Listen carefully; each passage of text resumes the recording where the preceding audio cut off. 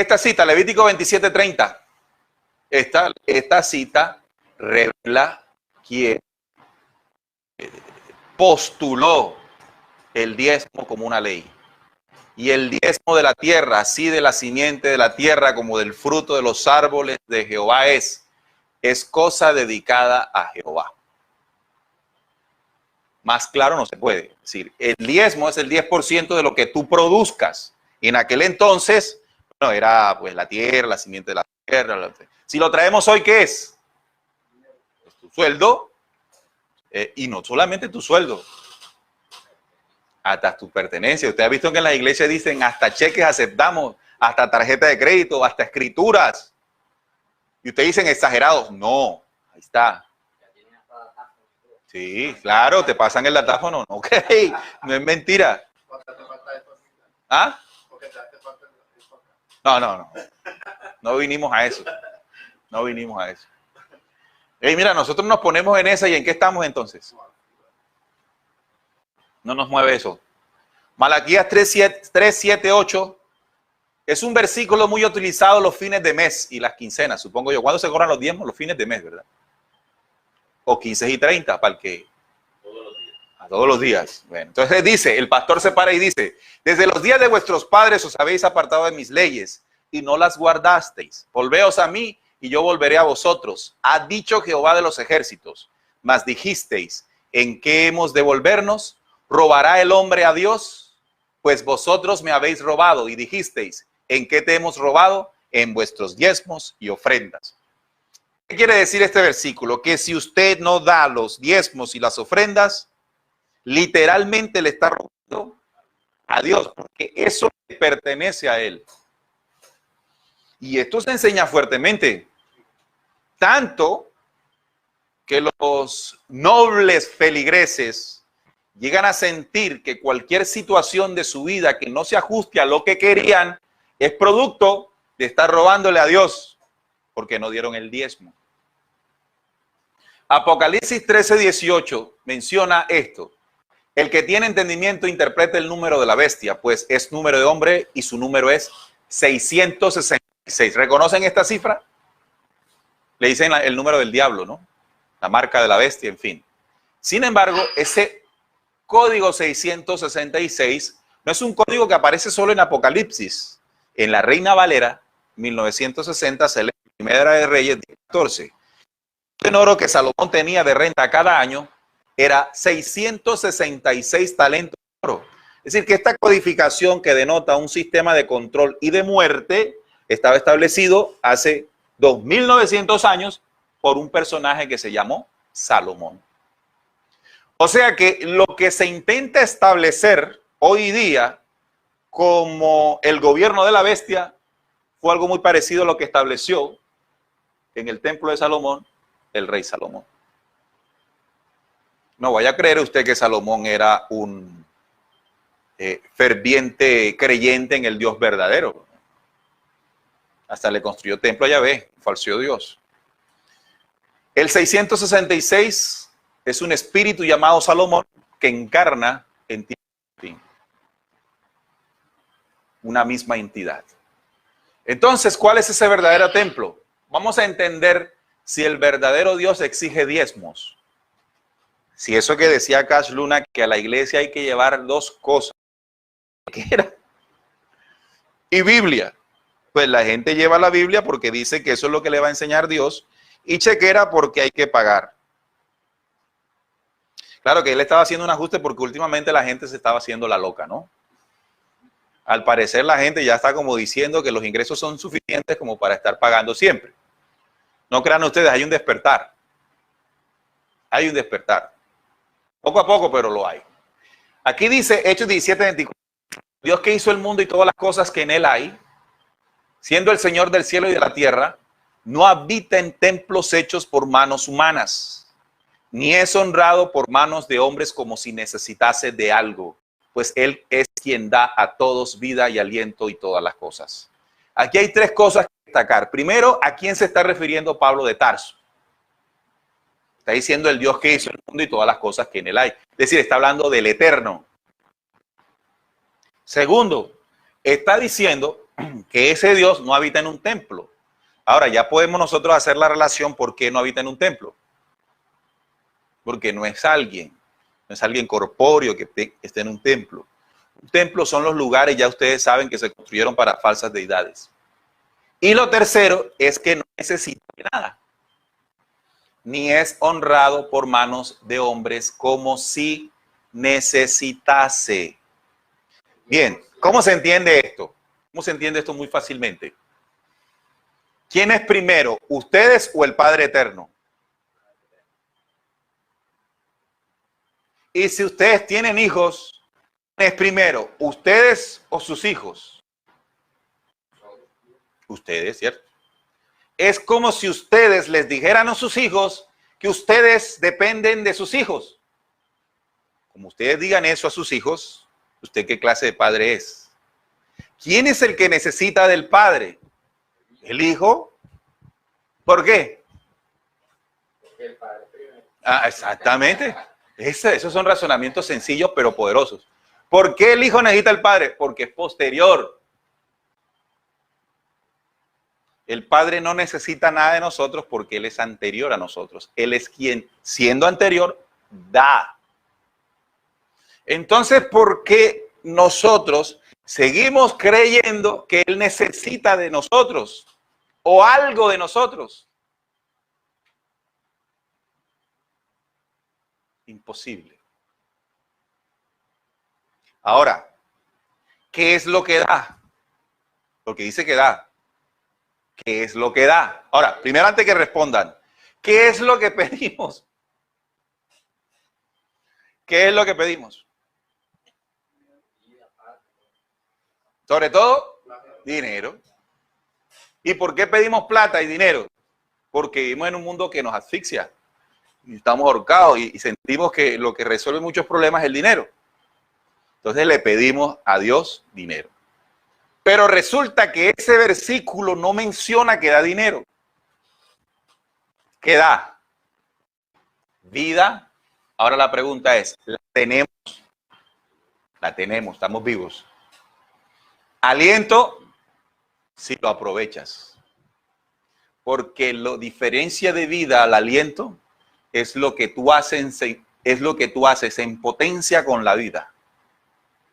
Tú puedes tener vida, pero tu aliento está sobre el suelo.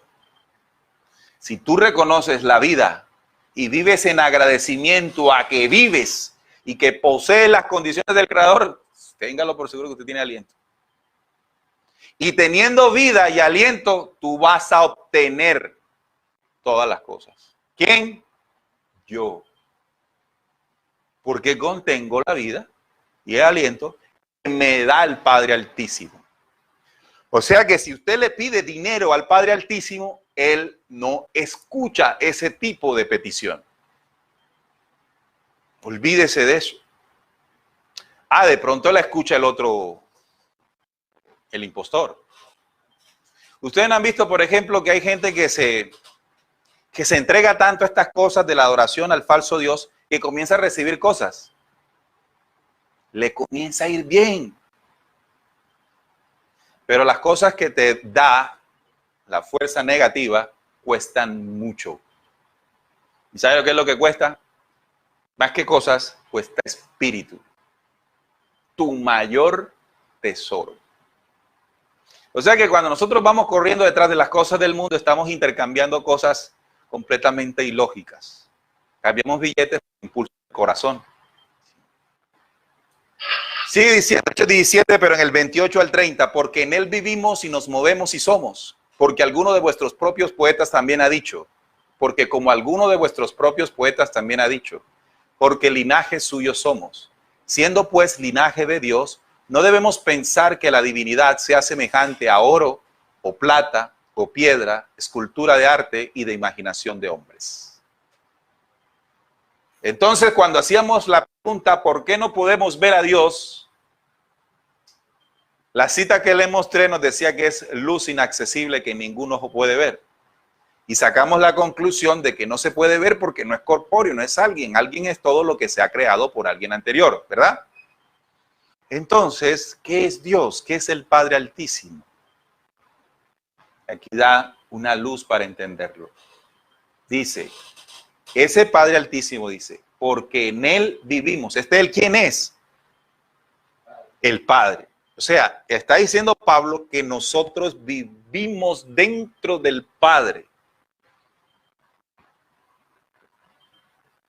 Y además de vivir dentro del Padre, sigue diciendo, y nos movemos dentro de Él. Y también dice, somos. O sea que si nosotros queremos ver al Padre, lo voy a poner un sencillo ejemplo. ¿Qué es lo que más se parece en ejemplo? Entender lo que Pablo dice aquí. Vivimos es cuando una mujer está embarazada. ¿Quién vive dentro de una mujer embarazada? El bebé.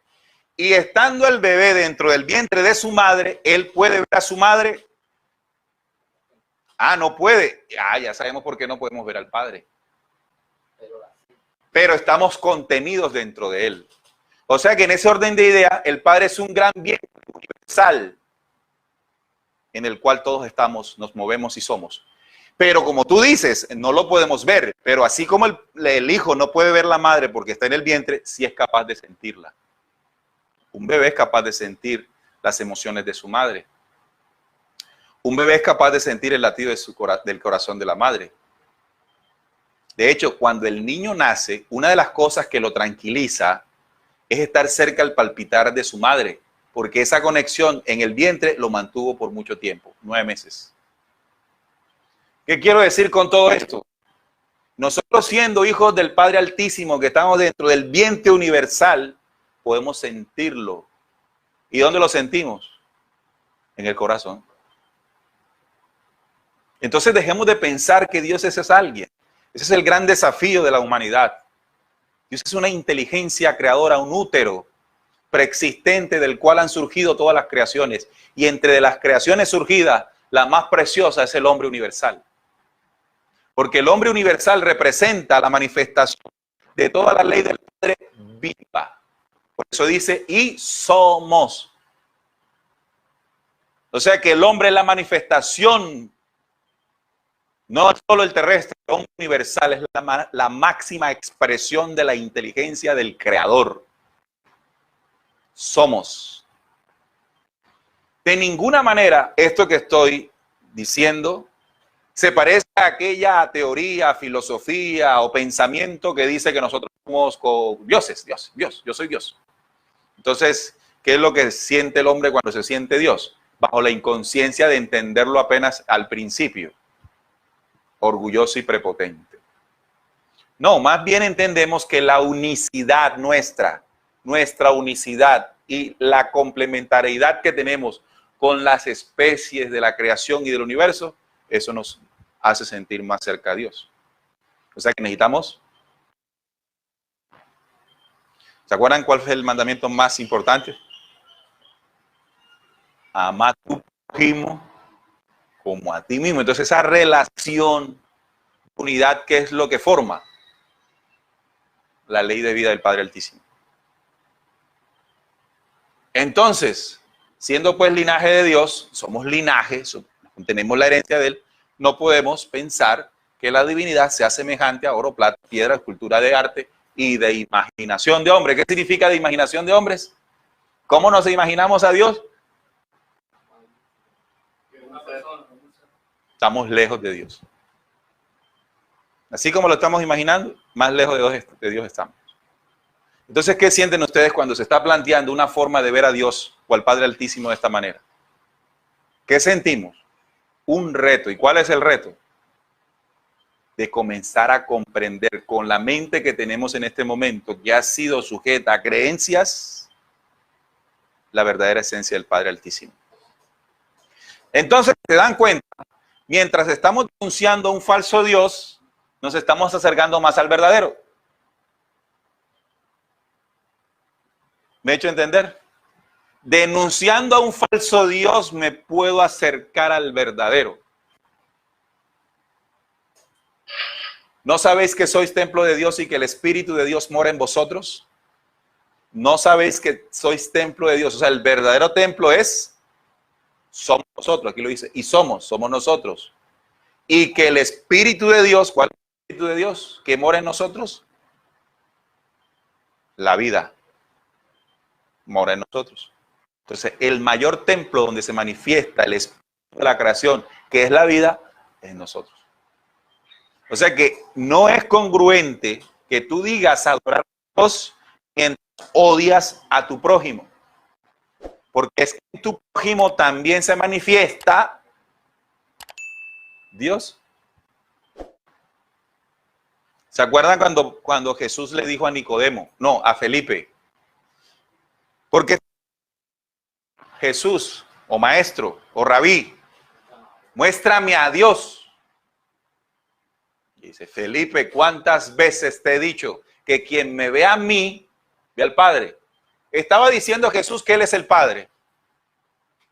No, no lo veamos así. Está diciendo que el Padre se manifiesta de esas formas, pero no lo vemos. ¿Por qué no lo vemos? Porque creemos que Dios es alguien. Bien, entonces Jesús lo denunció fuertemente. Y esta cita es contundente para aquellos que creen que Jesús nunca se refirió a un falso Dios. Sí lo hizo, solo que la forma en que lo hizo Jesús es bajo la condición de una alta sabiduría y conocimiento, diciendo, en 8:38, apúntenlo. Hay gente que me pregunta, ¿cuáles son las citas? Dame una cita contundente para cuando lleguen los testigos de Jehová. Eso es venganza, no hagan eso. Eso tiene que ser por amor. Y por amor es que si no te quieren escuchar, pues calla. Pero esta les sirve. En amor. Yo hablo lo que he visto cerca del Padre. Si lo ver la imagen, yo utilizo colores para hacer el cifrado. Bueno, que ni tan cifrado es. Se convierte cifrado para quien tiene la estructura religiosa. Yo hablo lo que he visto cerca del Padre. Y nosotros, refiriéndose a los judíos, hacéis lo que habéis oído cerca de vuestro Padre. O sea que está haciendo referencia a dos padres. El de él y el de los judíos. ¿Está claro, no? Sigue diciendo, el 42. Jesús entonces les dijo, si vuestro Padre fuese Dios, ciertamente me amaríais, porque yo de Dios he salido y he venido. Pues no he venido de mí mismo, sino que Él me envió. ¿Por qué no entendéis mi lenguaje? ¿No podéis escuchar mis palabras? Entonces remata diciendo, vosotros sois de vuestro padre el diablo, y los deseos de vuestro padre queréis hacer. Él ha sido homicida desde el principio y no ha permanecido en la verdad, porque no hay verdad en él. Cuando habla mentira, de suyo habla, porque es mentiroso y padre de mentiras. Entonces, dos cosas claves. Él dijo que él tiene un padre y de ese padre él fue enviado. Habla y hace según el Padre que le envió. Primera aclaración. Y la segunda, ustedes habéis oído cerca de vuestro Padre y los deseos de ese queréis hacer. Es decir, yo hago lo que he visto cerca de mi Padre y ustedes hacen lo que han visto de su Padre. ¿Cuál es el mío? El Padre Altísimo. ¿Cuál es el de ustedes? El diablo. Entonces les dijo directamente que la adoración que ellos estaban teniendo era al mismísimo diablo. Por consiguiente, ¿quién es Yahvé? Sin ningún temor a equivocarnos, el mismo diablo y Satanás. Desde que llegó. Y entonces todas las citas que yo les coloqué es para que tenga sentido esto, para que haya una comprensión y no haya ningún temor a equivocarse en decir y confirmar no lo que estamos diciendo nosotros, lo que dijo Jesús. Ahora, no solamente lo podemos entender de esta manera, para saber directamente quién es Yahvé. Hay una ayuda bíblica que se llama la concordancia. Concordancia, como ayuda bíblica, es la herramienta que permite encontrar un hecho o relato mencionado en algún versículo en otro versículo. ¿Me hice entender? Es decir, que este versículo que tengo aquí, hay unas Biblias que me ayudan con la concordancia para encontrarlo en otro versículo. Este versículo, segundo de Samuel 24:1, se llama censa al pueblo. Así está el encabezado. Dice, volvió a encenderse la ira de Jehová contra Israel e incitó a David, el rey, contra ellos a que dijese, ve, haz un censo de Israel y de Judá. O sea, hay un mandato de Yahvé para que haya un censo. ¿A quién le da la instrucción? A David. Entonces, este ejercicio deben hacerlo. Háganlo de verdad. Apunten 2 de Samuel 24:1 y ojalá la Biblia que tenga la concordancia. Porque hay Biblias que ya no la tienen. Entonces ya usted no puede hacer la relación. Si encuentra la que les dijo, la que utilizo yo, la Reina Valera, ahí está la concordancia. Entonces está el versículo, el título y abajito dice dónde lo puede encontrar otra vez. Y la concordancia dice que lo puede encontrar en Primera de Crónicas 21:1. Y uno lee y va a la crónica y dice, David censa al pueblo, el mismo evento. Y dice, pero Satanás se levantó contra Israel e incitó a David a que hiciese censo de Israel. Entonces, ¿cómo sabemos que es el mismo relato, pero mencionado en dos versículos o dos libros diferentes? Bueno, el relato es de un censo que se invita a David a realizarlo. ¿Sobre quién? Sobre su pueblo, como rey. Lo único que, entre comillas, varía es quién da la orden. Aquí dice que Jehová, dice que Satanás. Por consiguiente, lógica e inteligencia, quien sabe entender esto, Jehová es el mismo Satanás. Jehová es el mismo Satanás. Entonces, cuando usted encuentra en adoración a Jehová creyendo que está adorando lo que usted no sabe. Y si lo sigue defendiendo, después de esto y después de que usted lo compruebe, pues entonces ya usted conscientemente está adorando a Satanás. Ya esa es su elección y tiene el albedrío para hacerlo. Pero las consecuencias de adorar al verdadero y al que no lo es son reales. Y eso es lo que cada uno decide qué hacer. O sea, en eso yo leí esos capítulos y lo interesante es que en el capítulo completo hay una desobediencia y el propio Jehová manda a un ángel de él para que haga una destrucción. O sea que en eso hay muerte. Claro, por eso es que dice que se vuelve a encender la ira. Se vuelve a encender la ira. Es decir, cada desobediencia del pueblo judío, que es bastante desobediente, pues Jehová pues se irritaba. Como cualquier personaje emotivo, ¿no? O sea que invitaba a leer todo el capítulo. Como les digo, todo esto tiene sentido o más sentido si ustedes son capaces de leerse, no solo lo que yo les acabo de decir, sino siéntense. Cojan 1 hora a la mañana todos los días y cójanse y léanse Génesis, Éxodo, Levítico, Número, Deuteronomio, Josué, el otro y el otro. Y les da una idea mayor. Entonces nadie les va a echar cuento sobre eso si lo leen. Entonces, 2 Corintios 11:14, Pablo había dicho, y no es maravilla, porque el mismo Satanás se disfraza como ángel de luz. Eso no hay que alertarse, porque oh, Lucero, hijo, mañana caíste por tierra, tú que debilitabas la nación, tú que subiste y me haré semejante al Altísimo. Bien, Ezequiel 8:7, Ezequiel fue uno de los mensajeros de la luz que habló en el Antiguo Testamento. Y él en este versículo, muchachos, ¿sabes qué es lo que dice? Dice cuál era la apariencia de los bichos que se adoraban dentro del templo. Lo leemos. A él dice que lo llevaron, ¿sí? Él fue contactado. Y recuerden que hay 9 tipos de contacto. Entre ellos hay un tipo de contacto que son los 3 básicos, primero, segundo y tercer tipo, pero hay un tipo de contacto que es a través de conocimientos y de visiones. Y me llevó a la entrada del atrio en el templo de Salomón.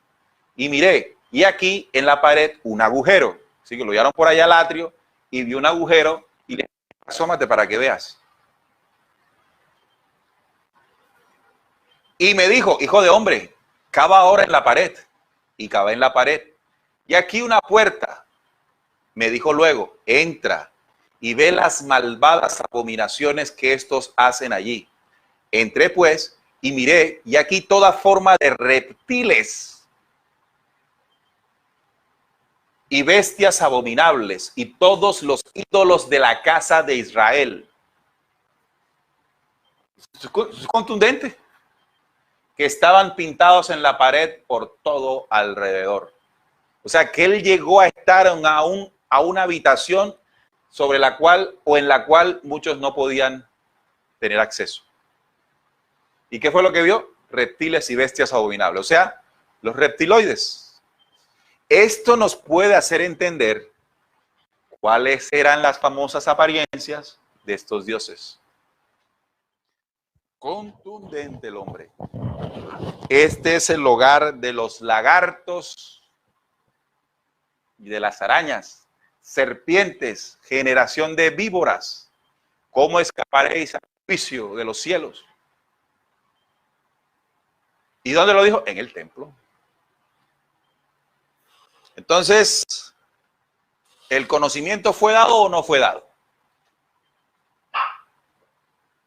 ¿Por qué no nos dimos cuenta? Pablo dice en 2 Corintios 3, 13, 14, y no como Moisés, que ponía un velo sobre su rostro para que los hijos de Israel no fijaran la vista en el fin de aquello que había de ser abolido. Pero el entendimiento de ellos se embotó, porque hasta el día de hoy, cuando leen el antiguo pacto, les queda el mismo velo no descubierto, el cual por el Cristo es quitado. Es decir, que hay un antiguo pacto que la humanidad no ha podido darse cuenta de la mentira y manipulación que hay en él. ¿Por qué? Porque se colocó un velo sobre el rostro de la humanidad. ¿Saben cómo se llama el velo? Creencia y fanatismo. Y la creencia y fanatismo no permite que las personas se quiten el velo. ¿Qué hace que el fanatismo y toda la manipulación caiga? Entonces esto tiene dos dimensiones. ¿Qué es lo que ayuda a comprender esto? El Cristo, el que ayuda a quitar el velo de la mentira. Tiene dos dimensiones. Externa en el mensaje crístico. O sea, el mensaje de Jesús, ese que estamos escuchando. Todo lo que escuchamos nos permite decir, hombre, sí, hay una falsa deidad. Pero hay otra cosa que tiene que funcionar interiormente y es el Cristo interior. ¿Qué significa? Que cuando usted esté haciendo la lectura de los documentos que les he dicho que hay que leer, ustedes tienen que afinar un sentir interior, que es la herramienta más poderosa que tiene el buscador para encontrar la verdad. El sentir y la intuición del conocimiento luz. Lo digo de otra manera. Jesús dijo, mis hijos o los que son de mis ovejas reconocen mi voz. ¿Se acuerdan? ¿Qué quiere decir esto? Que nosotros, al ser hijos de la creación, podemos reconocer el conocimiento de la creación. Pero ¿por qué es que no lo sentimos, no lo intuimos? Porque dentro de nosotros hay una serie de paradigmas, creencias, dogmas y filosofías que bloquean eso. Aquí es donde hay que aplicar lo que dijo Pablo de Tarso. Para lograr llegar a Cristo o la excelencia en Cristo, debo echar todo por basura. Y eso es lo que el ser humano, algunos seres humanos no quieren hacer. Porque creen que despojarse de todo aquello que les ha llenado de ego y de orgullo como conocimiento es perder lo que son. Pero aquel que tenga la humildad para reconocer que toda esa serie de conocimientos adquiridos, la gran mayoría, hace parte de una manipulación. Hay que tener una cuota supremamente grande de humildad para reconocer eso y buscar la excelencia en Cristo, quien es el que permite quitar la venda.